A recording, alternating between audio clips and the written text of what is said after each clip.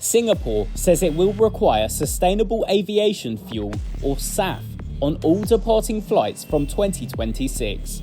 The shift to SAF is crucial for the aviation sector to reach its goal of net zero carbon emissions by 2050.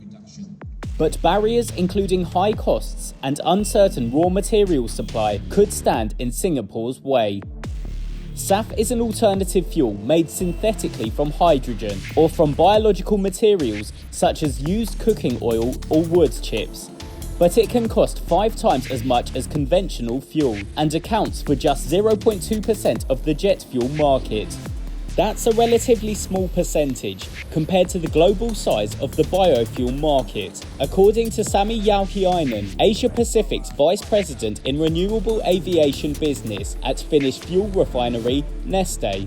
Well, what is good to recognize is how early stages the whole sustainable aviation fuel market is, and also in how early stages the aviation industry is in deploying such solutions for emission reduction. Singapore's authorities announced they will initially require flights to use 1% SAF, possibly rising to between 3 and 5% by 2030, depending on wider availability and adoption. This will be paid for by a levy on tickets, according to Singapore's Transport Minister. At the current rate of global production, analysts believe there isn't enough SAF to keep up with demand or policy. Based on Singapore's targets, consultant Wood Mackenzie estimate its SAF demand will rise to about 2,000 barrels per day in 2026, increasing up to 10,000 BPD in 2030. Neste recently expanded its renewable fuel plant in Singapore, which the company says could meet the SAF demand. But Jauhiainen says the current demand for SAF just isn't driving producers to ramp up production. And all of this we have been so far lacking in aviation. So, and that's explaining why the production and the volumes and the availability up until now has been so limited.